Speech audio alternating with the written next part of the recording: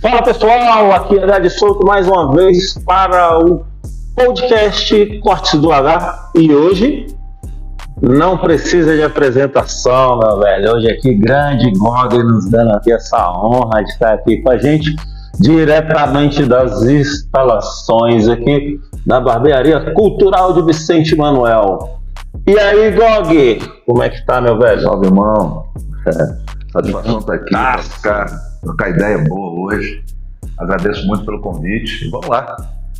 Vamos lá saber o que tem aqui nessa cachola que a gente também vai dar um talento nesse cabelo aqui hoje. Pois é. Tá com as tranças maneiríssimas. Inclusive a gente se encontrou aquela vez lá na cama. Falei, pô, GOG, não envelhece não, pô. O cara só tá cada vez mais bonito, mais jovem, né? Bom.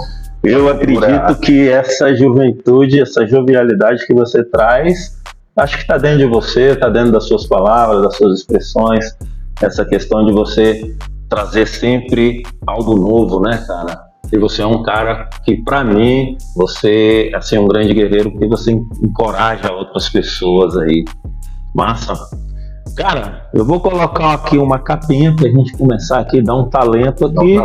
E os detalhes aí, né? Pois é, e eu já quero saber, hoje eu tô aqui devidamente fazendo a nossa publicidade, que é uma coisa que eu aprendi com você, com a galera do hip hop, do rap, nossos irmãozaço lá, né, cara? Como o Japão, do Viela 17, Ângel Duarte, né? Ângel Duarte, Denizar aqui, porra, nosso vizinho aqui do Câmbio Negro. É um time nosso aí. Então é aquela camisa de quebrada, então eu tô aqui honrando e quero saber já de cara como começou essa história do GOG aí com o Guará. Inclusive o próprio Denizar me falou, ó, quando foram fazer o Guará eles começaram a partir do GOG, do pé do GOG pra lá, começa o Guará. É isso mesmo, velho? São histórias, né? Salve a todas, a todos. Satisfação estar aqui e falar, né, da quebra de responsa, né? Tem um papo de quebrada hoje aqui, um papo de comunidade. E o Guará, eu sou do Guará das Ruas de Terra, né? Eu cheguei ao Guará em 1973. Quando ainda na época das casinhas de pombo. Exato. Certo? Das casinhas tudo com a mesma cor, né? Isso. E essa região que a gente está aqui já tinha, né? O IAPI, porque daqui nasce. Aqui tem muito louco, né? É muito louco. Aqui aí embaixo tem o Morro do Urubu. Morro do Urubu, sempre ouvi falar, não, né? Daqui foi, né, mano, juntado, parte daqui, das pessoas que moravam aqui nos anos 60, um pouco antes de eu chegar, foram para Ceilândia, né, que nasce, onde nasce o Centro de Erradicação de Invasões, a nossa amada Ceilândia. Então, o Guará, ele tem uma história muito grande, ele tem uma contribuição muito importante para a história do DF, do Distrito Federal, das periferias. Eu tenho também a alegria de dizer que gente da minha família participou também da criação, né? As primeiras quadras, ali a 3, a 5, foram as primeiras quadras do Guará. Onde começou que é 5, né? Eu moro na 1. E a avó da minha filha, Dona Nízia, querida e saudosa Dona Nízia, ela trabalhou na construção para ganhar um pedacinho de terra, né, na construção do Guará. Então o Guará, esse Guará de várias histórias, Guará do tempo dos lazer, Guará do tempo dos campeonatos de futebol ali, né? Os terrão. Eu sou meio assim, quando eu falo de Guará, que eu lembro que você fala assim dos campinhos de terra, eu já lembro assim do inimigo número 1 dos campinhos de terra, que pra mim é o Paulo Otávio. Terra Maldão, mas tudo, né? Que rolava. Tudo né? ele empreendimento. Tudo espaço, né? E aí já começa as discussões políticas, né? Que já estavam lá atrás e a gente não conseguia perceber. Me desculpa até interromper aqui um pouquinho, tem também essa questão, GOG, isso aí já vem de muito tempo, né, cara? E é importante você falar isso, principalmente para esses novos emergentes do Guará, que não sabe a cultura, né? Porque muita gente já veio de fora, já pegou a cidade pronta, então não sabe essa história que você traz. O Guará, ele carrega assim, várias contradições atualmente, né? É lógico que a vida humana é contradição, né? A partir do momento que você vive, que você vai partir um dia. Então já tem uma macro contradição no planeta. Mas o que eu quero dizer é que hoje, percebendo o Guará hoje, você vê, houve um processo que hoje a gente tem como de gentrificação, né, que tira as pessoas do seu lugar de origem, joga para outros locais, para outros lugares mais afastados, e as pessoas parecem que tem que começar tudo de novo, a próxima geração, né? Eu sou um dos resistentes dentro do Guará 2, aqui onde eu moro, na que é 34, e meu pai, já ali no finalzinho dos anos 80,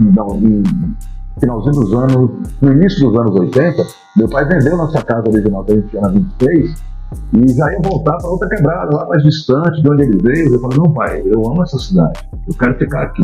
E aí, desde 83 eu moro na 34 através desse grito que o moleque naquela época, com 17 anos, deu, né? Falou, não, eu quero viver aqui, quero correr aqui. E o Guará se transformou, você já soube meio que se posicionar, muito louca, né? Você encontra muita gente das antigas, quando você dá a volta no Guará, né, mano? Quando você faz ali o Cooper, a caminhada que já é tradicional no Guará, você encontra muita gente das antigas, mas existe um processo, esse que eu falei de gentrificação, e até mais violento ainda, sabe? As pessoas compram casas baixas para fazer sobrado, entendeu? E a maioria dos vizinhos já não mais se falam, né? Então o Guará está se transformando numa cidade que ela não era, estão tirando aquela cara tradicional do Guará, que é de encontro, de confraternização. Isso é uma coisa que tem que ser lembrada também. E nossos espaços, né, esportivos, de cultura, de lazer, estão ameaçados. Você vê esse processo aí de privatização do CAD, né?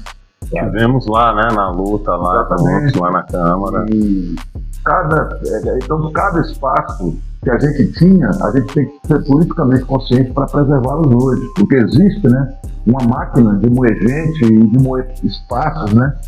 E uma máquina de nos andar para longe, que eu acho que a gente tem que ficar consciente que a gente tem que lutar sempre contra ela. Exato. Hoje eu percebo muito. Eu sou, assim, um guerreiro, né, cara? Que eu sempre busquei meio que ocupar ali os espaços junto com... Beleza, Alexandre?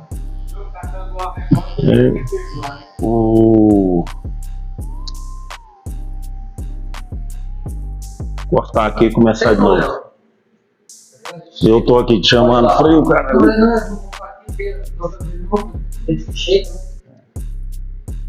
Mas até mais.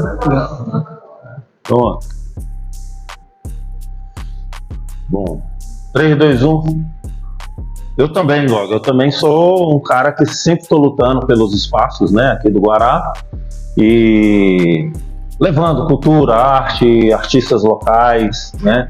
Agora, com o novo espaço aqui da barbearia, a gente vai estar abrindo aqui gratuitamente para quem quiser vir se apresentar. Vai ter um dia que a gente está criando isso.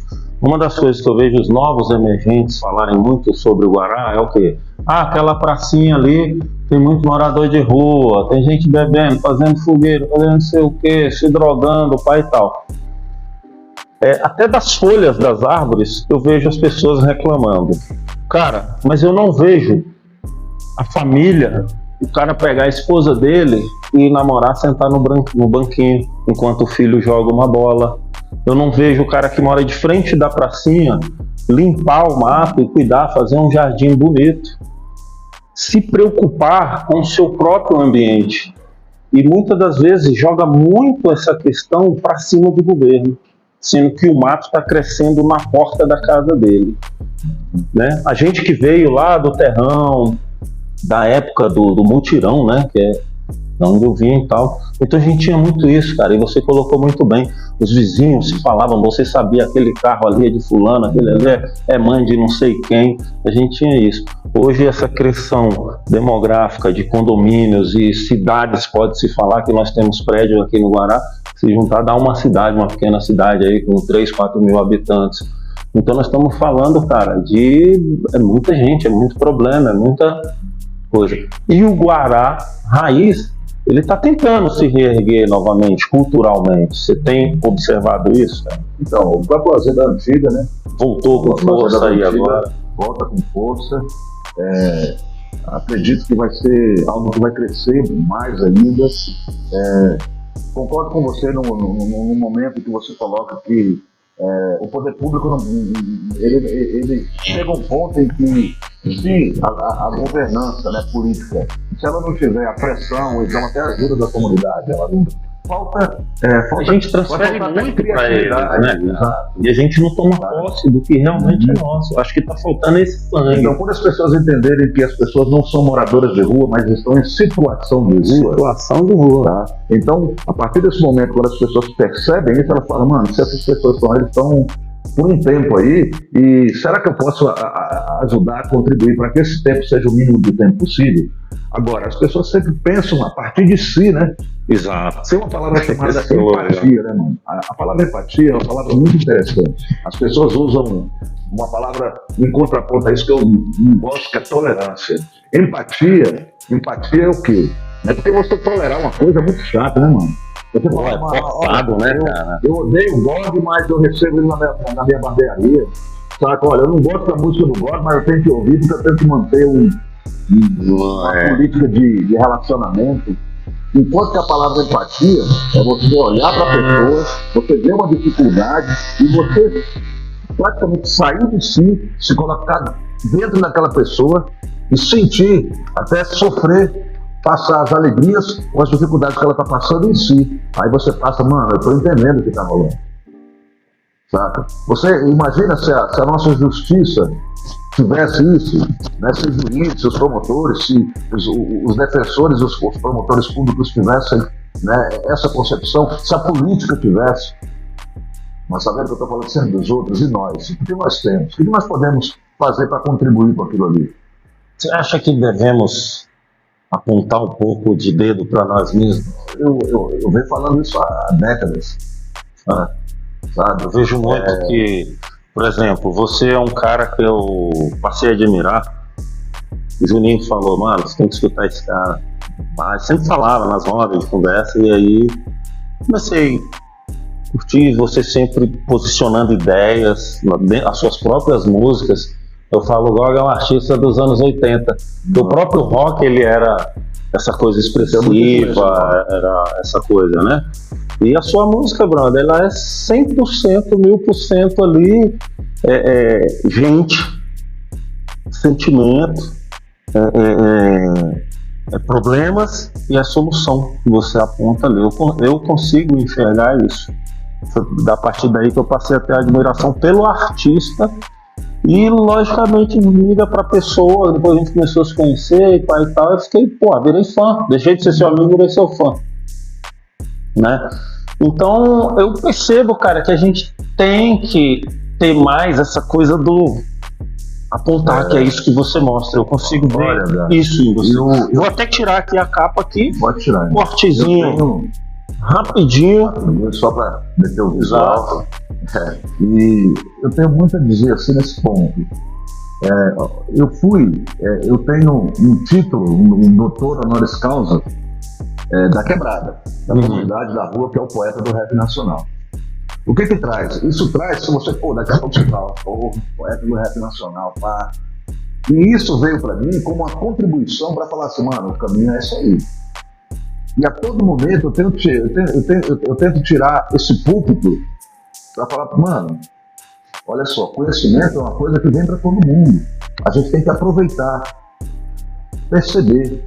E é um caminho que ele está longe de ser o caminho da meritocracia, sabe? Mas um caminho de você perceber e colher aquilo que, independente da sua aquisição financeira, independente da quebrada que você mora, em todo lugar tem riqueza, irmão. Tem. Como tem pobreza também. E da pobreza pode se fazer a riqueza. Quem faz da pobreza a riqueza? Tem uns caras que faz, né? E sabe. Então, e mantém isso oculto. Tá? Mas a pobreza também tem. Agora, quem faz a riqueza, quem faz com que a pobreza ela pode ser um celeiro de riqueza? É o rap. O rap faz isso. O hip hop, cara, pegando esse gancho aqui, papel escrito nas suas linhas primeiras. E como Nelson Mata fala, meu parceiro, o que a gente tem que fazer simplesmente é não desviar na reta do fim das vozes do início. Olha como é que é louco isso. Isso dialoga muito com ancestralidade, com africanidade, dialoga muito com o que a gente fala do conceito de diáspora. E então eu fico a todo momento falando, mano, o que eu tive foi oportunidade. Eu sou filho de uma professora que me alfabetizou muito cedo, tá? Que me ensinou que A vida tem começo, meio e fim, meu filho. Então a arte, ela tem que ter começo, meio e fim, no sentido dela pegar e ter um enredo que, se você está apontando, você vai trazer a pessoa para o diálogo aqui no meio, você vai apresentar a sua argumentação, mas no final você tem que ter uma resposta para não ficar vazio. Tem que ter começativo e terminativo. Toda letra que eu desenvolvo, pode ser um pedacinho, uma participação, qualquer compromisso, qualquer fala, começo, meio e fim, saca? Isso faz parte. Fechar todo o ciclo. A minha música, ela vem do coração, mas ela é muito matemática, no princípio da exatidão, sabe? Eu trabalho muito no circuito da exatidão, embora eu sou da área de humanas, né, mano? Quem canta rap é da área de humanas. E pegando esse gancho, o GOG, pelo GOG, ele é rap? Ou ele é hip hop? Ou ele é pop? Agora ou ele é reggae? Eu me considero um pescador de gente. Pescador de gente.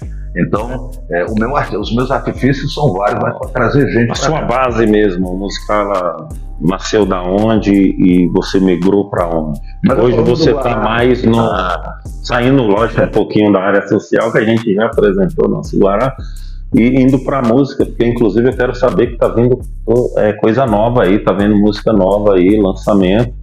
Inclusive o GOG tá até sumido aí pra galera aí, ó. Opa, o cara tá sumido é porque ele tá trabalhando, meu irmão. Quando você vê alguém sumir assim é porque tá vendo coisa boa. Então, essa sua base veio da onde, musical? A minha base, assim, quase todo mundo, né, mano? Praticamente nós todos temos uma base familiar como nossa primeira estrutura.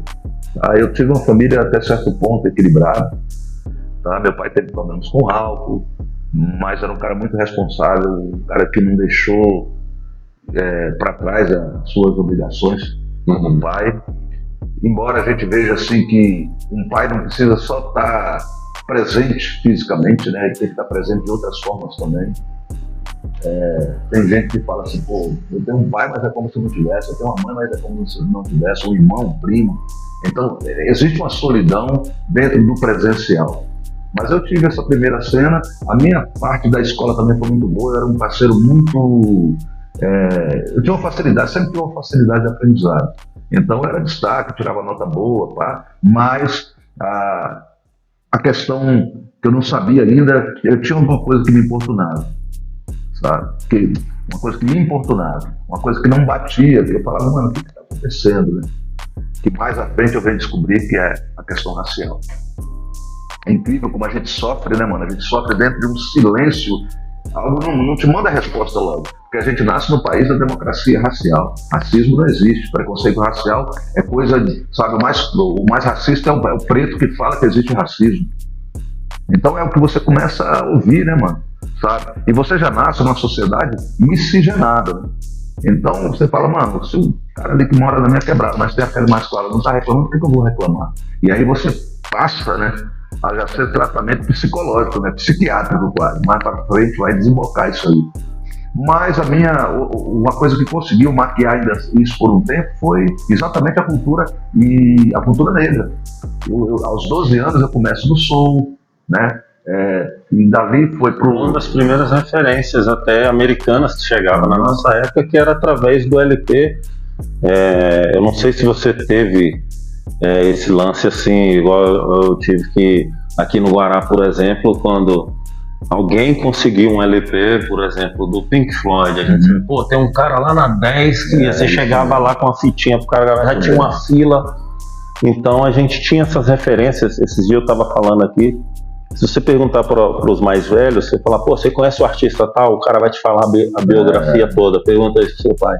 Hoje você pergunta para os jovens, eles não sabem, porque ele lança a música de manhã, de tarde já se esqueceram. As mesmas capas, assim, repetidas, né? Então você pega, por exemplo, o Ramones, né? O Ramones é mais para cá, mas você pega as bandas tradicionais, principalmente de rock ali dos anos 70, você vai vendo a capa do disco já é uma história, né? Porque você vê os caras ali passarem o tempo, envelhecerem ali, né? Trazer as rugas ali, e você fala, mano, os caras estão vivos, vão até hoje, estão juntos, estão unidos. Foi uma referência para nós também. Agora, eu nasci nesse ambiente, né? Um ambiente, vou dizer, musical pelos discos. Papai gostava muito de Nelson Gonçalves, Nelson Ned, mamãe gostava ali de Vanderlei, Antônio Marcos, Vanusa, saca? Então era isso, né? Então a gente já pegou o ritmo e tudo era soul, né, mano? Você pega, Roberto Carlos era Tim soul. Maia. Roberto Carlos era soul, velho. Você pega os primeiros discos do Roberto Carlos, soul. Você pega a obra de Erasmo Carlos, mano, tem várias fitas de samba, ou então tem muito swing. E a gente não tinha como não beber disso. Você assistia ali, todo mundo, era uma época que a gente tem que dizer, os revolucionários têm que contar. 100% dos televisores no Brasil estavam ligados numa emissora chamada Rede Globo. Então todo mundo assistiu o Cassino do Chacrinha, né? Saca? Que a gente tirava ali, assistia o Flávio Cavalcante, tinha o Silvio Santos ali, qual é a música, então pô, você já tinha, né, queira ou não, você, pô, mano, esse som aí, pá, pela nota musical, então a gente tava assim já, né? O que você está dizendo era uma coisa também muito mais aprofundada, cara, o que você está falando. Porque você não está falando só simplesmente de um gênero musical, né? Você é um cara que você tem que ter uma percepção, por exemplo, de batida, né? O Denizar me mostrou uma vez no show do Jalib, a gente trocando a ideia assim atrás do palco, vendo ali, ele falou, ó, H, que eu sou apaixonado por baixo, eu não vou falar que eu toco, mas eu toco algumas musiquinhas, vamos dizer assim. Que é bom, né? Aí ele me deu um ensinamento ali que eu achei, pô, chocante. Ele falou, cara, o Jalib tem uma pegada do baixo, que é a referência, é o que leva a toada da banda. Tem banda que já é mais swingada, outra guitarra bate, outra já é o boom. Então são peculiaridades técnicas que a grande massa não sabe disso. A música, ela tem muita mensagem subliminar, ou seja, aquilo que você não percebe, mas o corpo sente, o cérebro sente, a mente recebe. A gente você não sabe explicar porque, mano, isso aqui mexe comigo. Você falou sobre frequência, mano. E som alto, ninguém pensa que som bom tem que ser, a festa tem que ser alta, ela tem que ter frequência. Tem que ter frequência. A altura certa. Aí é quando você se sente que lugar maravilhoso. Pois é, e ontem eu estava conversando com minha esposa, a gente vinha da Universidade de Brasília, né? Ontem eu tenho, você vê, nós tem primo, filho, sobrinha que estão se formando na UNB. E ainda bem dentro do movimento social, dentro da área social, da área de humanas, a Babi. E a gente estava conversando e ela falou, pô, Genival, que é uma música bem tocada. Minha esposa tem um ouvido privilegiado.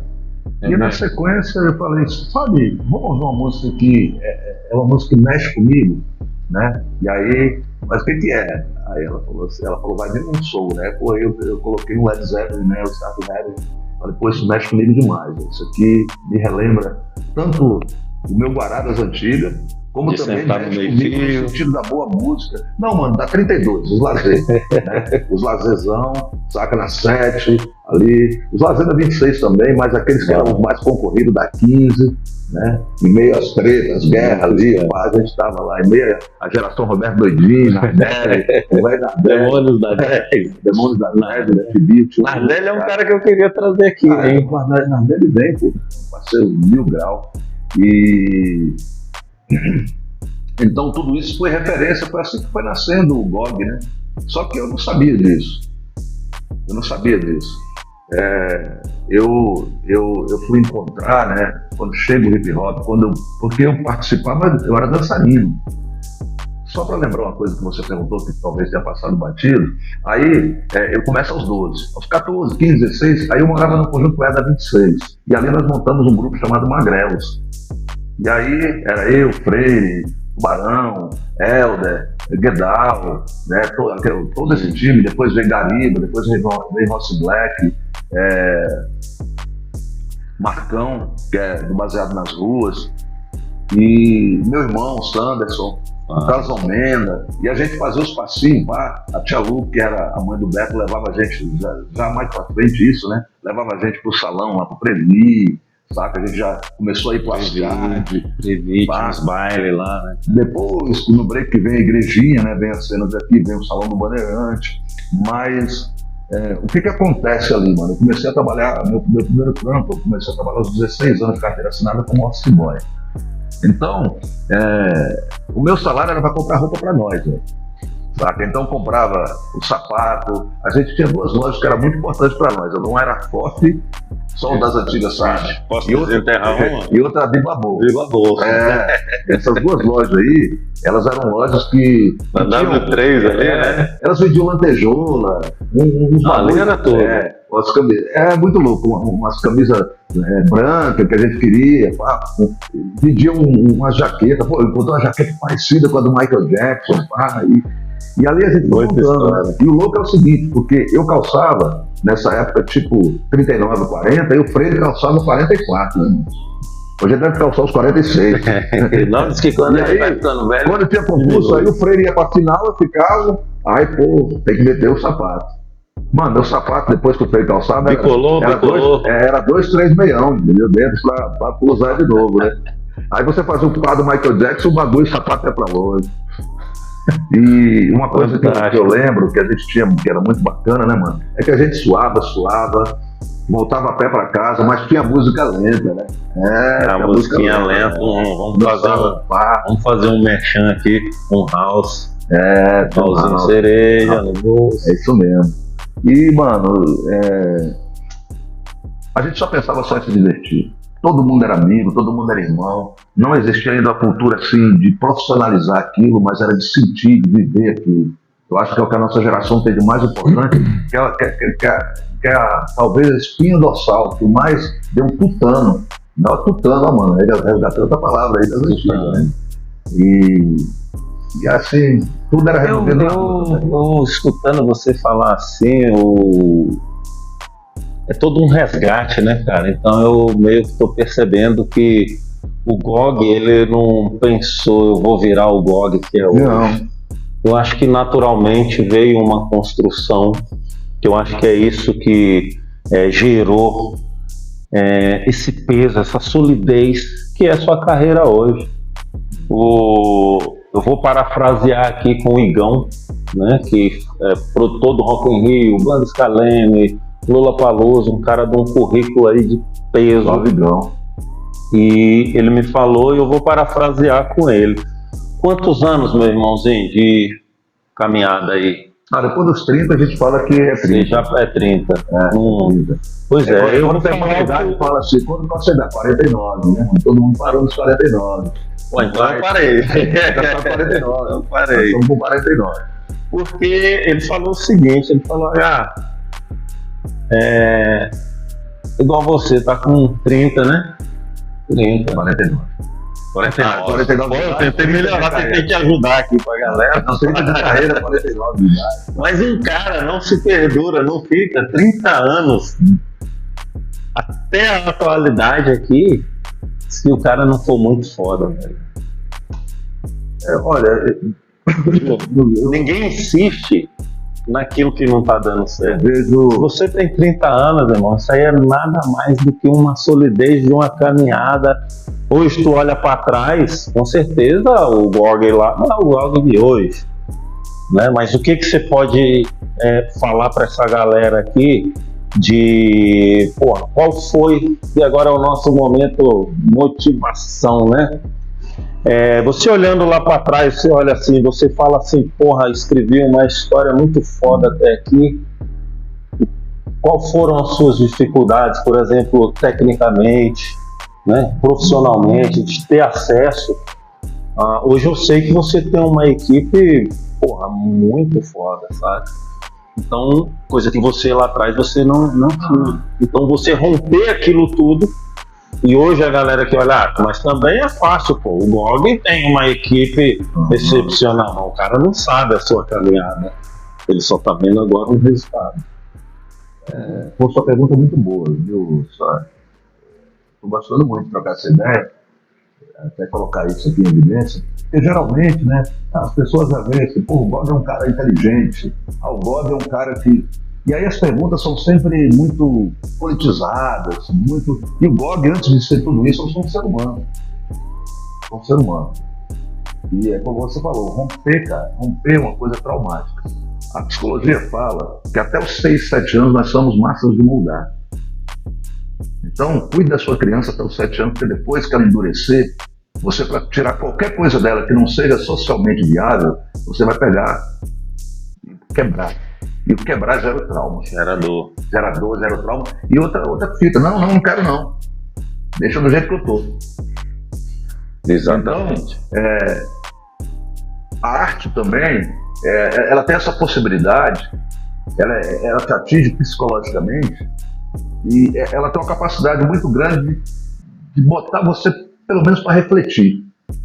A minha esposa fala assim, as pessoas não mudam, elas até se adequam. Mas a partir do momento que você se adequa, que você silencia algo que não é socialmente viável, você já é uma mudança. Então as pessoas mudam, entendeu? Sabe? Agora, ninguém pode. Hoje, eu acho assim, todo mundo é de paz e todo mundo é de guerra. A gente chegou nesse ponto, é como eu analiso. Então, eu falei aqui agora. E tuas aguinhas aí? Eu falei aqui agora há pouco em relação a que tudo era alegria, aquele suor era uma satisfação, aquele suor era uma satisfação. E aos poucos, né, mano, quando você começa a ser mais divulgado, quando você passa a ser mais amplificado, aí você passa muitas vezes a agradar muita gente, mas você começa também a incomodar certas pessoas. É do ser humano.